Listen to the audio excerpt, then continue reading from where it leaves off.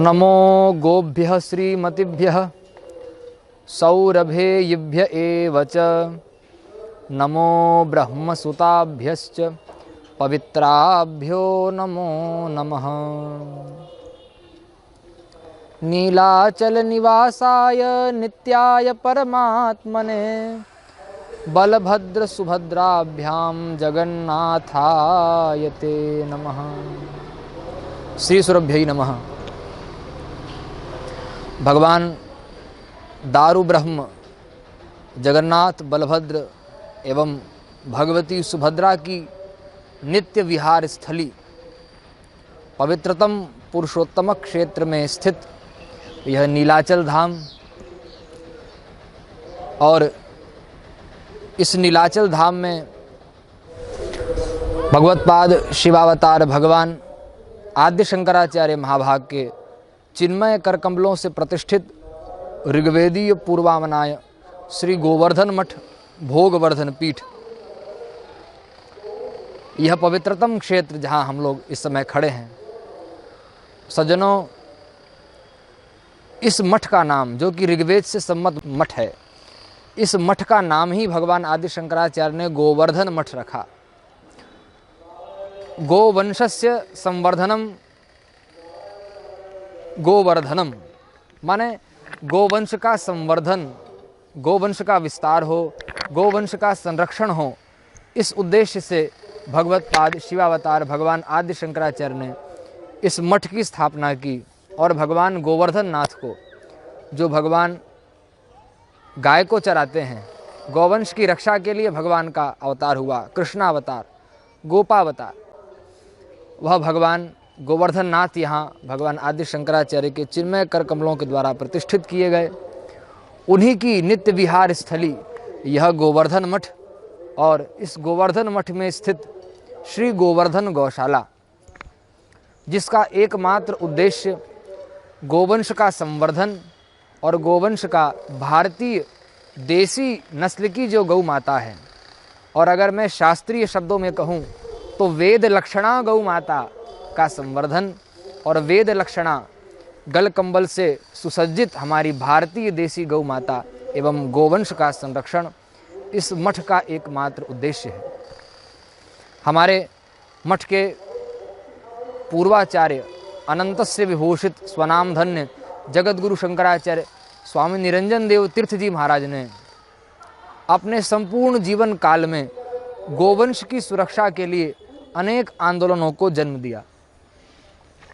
सन 1967 में जगतगुरु शंकराचार्य स्वामी निरंजन देव तीर्थ जी महाराज ने 72 दिनों का अनशन गोरक्षा के निमित्त किया। तो ऐसी पवित्रतम भूमि जहाँ गोभक्त आचार्यों ने तप किया हो, वर्तमान में पूज्यपाद गुरुदेव अनंतस्य विभूषित श्रीमद् जगतगुरु शंकराचार्य पूज्यपाद गुरुदेव, उन्होंने संपूर्ण भारतवर्ष में गाय की रक्षा के लिए अनेक प्रकल्पों को चलाया है। सन 66 में धर्म सम्राट स्वामी करपात्री जी महाराज के साथ जो गोरक्षा आंदोलन दिल्ली में हुआ, उसमें भी पूज्यपाद अपनी सहभागिता रख करके गौवंश के संरक्षण के लिए अपनी आवाज़ बुलंद की है। और इस पवित्रतम गौशाला में हम लोग आज खड़े हैं, यह अत्यंत सौभाग्य का विषय है। हमारे शास्त्रों में अनेक प्रकारों से गौ माताओं का वर्णन आता है। हमारे शास्त्र में गौ माता का जहाँ जहाँ वर्णन है, वहाँ पर यज्ञ धेनु का भी वर्णन आता है। पृथ्वी के 7 प्रमुख जो धारक तत्व हैं, स्कंद पुराण में 2 स्थलों पर यह श्लोक आया है। गोभिर विप्रैश्च वेदैश्च सतिभिः सत्यवादिभिर अलुब्धैर दानशीलैश्च सप्तभिर धार्यते मही। धरती के जो 7 धारक तत्व हैं, उसमें सबसे प्रथम नाम यज्ञेश्वरी गौ माता का है। गोभिर विप्रैश्च वेदैश्च, प्रथम नाम गौ का है। तो जो यज्ञ के संपादक हैं, वही पृथ्वी के धारक तत्व हैं। पृथ्वी का सबसे प्रमुख धारक तत्व है गोवंश। धरती हमें अन्न प्रदान करती है, फल प्रदान करती है, रत्न प्रदान करती है, धातु प्रदान करती है, जीवनोपयोगी समस्त पदार्थ हमको धरती माता से प्राप्त होता है। धरती हमें केवल देने का ही कार्य करती है, किंतु धरती की खुराक, धरती का भोजन एकमात्र धरती जो मनुष्यों से अपेक्षा रखती है वह एकमात्र है। सब कुछ तो धरती माता हमें प्रदान करती है। भोजन के रूप में धरती का भोजन एकमात्र है भारतीय देसी नस्ल की गाय का गोबर, यह धरती का भोजन है। और भारतीय देसी नस्ल की गौ माता का गोमूत्र, जिससे धरती माता की प्यास की निवृत्ति होती है। तो देसी गाय का गोबर, गौ माता का गोबर धरती माता का भोजन है, और गोमूत्र ही धरती माता का एक पेय पदार्थ है। फिर और सूक्ष्म दृष्टि से देखा जाए तो धरती का आधिदैविक स्वरूप ही गौ का स्वरूप है। रामायण में भी हम लोगों ने पढ़ा है और महापुरुषों से सुना है, जब पृथ्वी में अत्यंत पाप बढ़ जाता है उस समय पाप के भार से व्याकुला धरती माता जब ब्रह्मा जी के पास में जाती है पुकार करती हुई, उस समय धरती माता का स्वरूप क्या होता है। रामचरितमानस में अगर हम लोग दर्शन करें तो लिखा है कि सारे देवी देवता गौ माता के साथ में हो जाते हैं और गौ माता ब्रह्मा जी के पास जाती है। वह गौ कौन है? साक्षात धरती है। सुरमुनि गंधर्वा मिलकर सरवा गे विरंच के लोका, संग गोतनुधारी भूमि बिचारी परम विकल भय शोका। ब्रह्मा जी के पास जब धरती माता जाती है तो गाय का रूप बना करके जाती है। इससे यह ध्वनित होता है कि धरती का आधिदैविक स्वरूप गाय का स्वरूप है। और गौ माता की रक्षा हिंदू संस्कृति की रक्षा नहीं, केवल गौ माता की रक्षा नहीं, अपितु संपूर्ण धरती की रक्षा ही गौ माता की रक्षा है।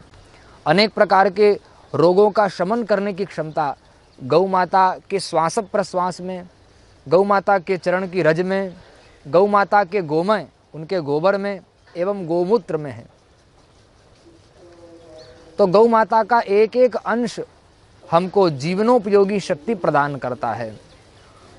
तो मैं कह रहा था कि शास्त्रों में यज्ञ धेनु का वर्णन आया है, अर्थात जिस गौ माता के दुग्ध से फिर प्रक्रिया का आलंबन लेकर के घृत तैयार किया जावे और उस घृत की आहुति देवताओं के निमित्त यज्ञ कुंड में, हवन कुंड में दी जाए, तो जिस गौ माता से प्राप्त दुग्ध घृत से यज्ञ कर्म का संपादन होता है वह गौ माता यज्ञ धेनु कहलाती है।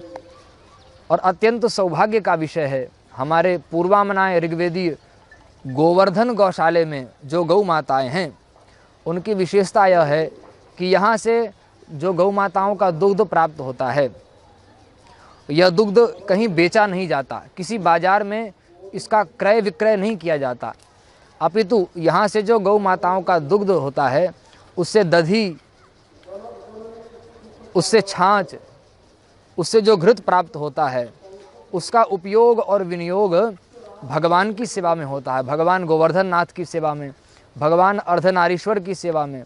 साथ ही साथ यज्ञ कर्म का संपादन करने के लिए, यज्ञ का संपादन करने के लिए इन गौ माताओं से प्राप्त जो घृत होता है उसका प्रयोग किया जाता है। शेष जो दुग्ध बचता है उन दुग्धों से संतों की सेवा होती है, जो वेदज्ञ आचार्य यहाँ रहते हैं, जो विद्यार्थियों को पढ़ाते हैं, उनकी सेवा होती है। साथ ही साथ जो ब्रह्मचारी ब्राह्मण बालक यहाँ पर तपस्या पूर्वक वेद अध्ययन करते हैं उन ब्रह्मचारियों के मुख में वह दुग्ध जाता है, संतों के मुख में, ब्रह्मचारियों के मुख में, महापुरुषों के मुख में वह पहुँचता है और यज्ञ कर्म का संपादन किया जाता है। इसलिए अपने आप में इस गौशाले की सेवा अत्यंत महत्वपूर्ण सेवा हो जाती है। तो आज समग्र मानव जाति का यह कर्तव्य है। कई बार लोगों की ओर से प्रश्न किया जाता है कि गौ रक्षा के लिए कौन कौन आगे आए, तो हमारा सीधा सीधा मानना है जो भी गौ माता के दुग्ध का पान करता है वह गौ माता का शिशु है। और हमारे शास्त्र में तो यहाँ तक लिखा है कि गावो विश्वस्य मातरः, संपूर्ण विश्व की माता जगत जननी गौ माता है। तो हम यहाँ तक कहते हैं हिंदू मुसलमान का प्रश्न नहीं है। ईद के दिन खीर बनाने के लिए मुसलमान को भी दुग्ध की आवश्यकता पड़ती है, और जर्सी गाय का वह दूध जिससे कि कैंसर जैसी भयंकर बीमारियां होती है, कोई मुसलमान भी नहीं चाहता कि वह ऐसे कैंसर जैसे रोग को जन्म देने वाले दुग्ध का पान स्वयं करे या अपने बच्चों को कराए। इसलिए ईद के दिन खीर बनाने के लिए जो मुसलमान गौ माता का दूध लेने जाता है, और केक आदि बनाने के लिए, क्रीम आदि बनाने के लिए जो हमारे ईसाई भाई लोग भी गौ माता का दुग्ध खरीद रहे हैं, उन सब का भी परम दायित्व है कि वह गौ माता की रक्षा करें, क्योंकि गौ माता हमको आरोग्य प्रदान करने वाली है, गौ माता हमको आयु प्रदान करने वाली है, गौ माता हमको स्वास्थ्य प्रदान करने वाली है, गौ माता हमको धन प्रदान करने वाली है, गौ माता हमको संपत्ति प्रदान करने वाली है।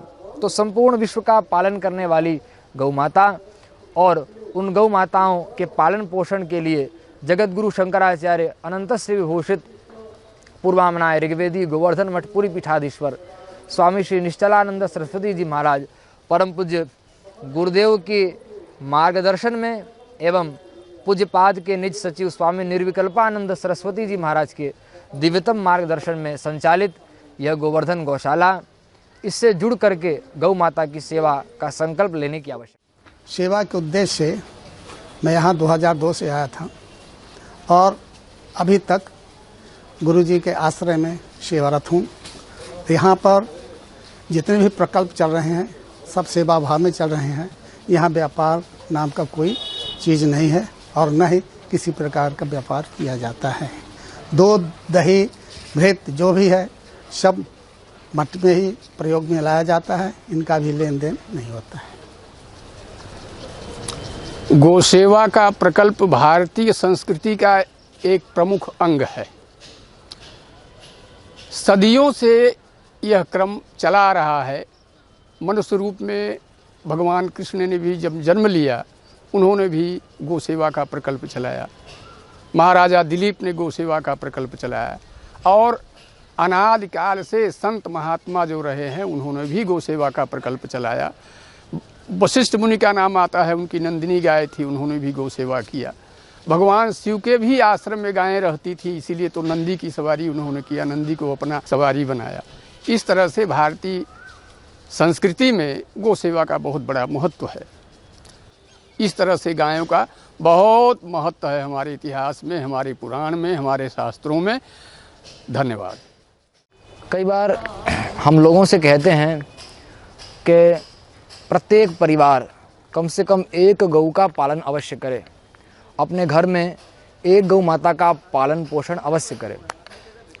किंतु ज़्यादातर देखने में यह आया कि हम हों या आप हों, आज जो शहर की सभ्यता चल गई है, नगरों की जो सभ्यता चल गई है, उसमें हम देखते हैं कि लोगों के पास में गौ माता को रखने के लिए जगह नहीं है। यद्यपि लोगों के पास में बड़ी बड़ी 1-1 करोड़ 2-2 करोड़ की गाड़ियां खड़े करने की जगह है, लेकिन प्रायः लोगों का बहाना होता है कि हमारे पास में जगह नहीं है।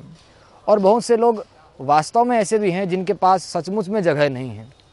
इन सब परिस्थितियों को ध्यान में रखते हुए कि जगह का अभाव है, सेवा करने वाले लोगों का अभाव है, तो इन सब विषयों का ध्यान में रखते हुए एक बहुत सुंदर प्रकल्प हम लोगों ने प्रारंभ किया है कि अगर घर में सेवा करने के लिए लोग नहीं हैं, क्योंकि संयुक्त परिवार का भी खंडन हो चुका है, और अगर पर्याप्त भूमि हमारे पास नहीं है गोपालन के लिए, तो हम लोगों ने गौशाले के माध्यम से यह प्रकल्प प्रारंभ किया है कि प्रत्येक हिंदू परिवार एक गाय को गोद ले करके गौशाले में गौ माता की सेवा के लिए जो धनराशि व्यय होती है उस धनराशि का भुगतान करें। बीच बीच में आकर के अपने हाथ से स्वयं गौ माता का पूजन करे, गौ माता की सेवा करे, एवं एक हिंदू परिवार एक गौ माता को गोद ले करके यह प्रकल्प प्रारंभ करे। और गोद लेने से ही गौ माता की सेवा का फल हमको प्राप्त होगा। तो भूमि के अभाव में, सेवक के अभाव में इस प्रकार से भी गौ सेवा की जा सकती है, जो एक बहुत बड़ी क्रांति को जन्म देगा। और छोटे छोटे एक परिवार एक गौ पालन करे, इस छोटे छोटे प्रयास से, प्रत्येक व्यक्ति के छोटे छोटे प्रयास से संपूर्ण गौवंश की रक्षा का मार्ग प्रशस्त होगा।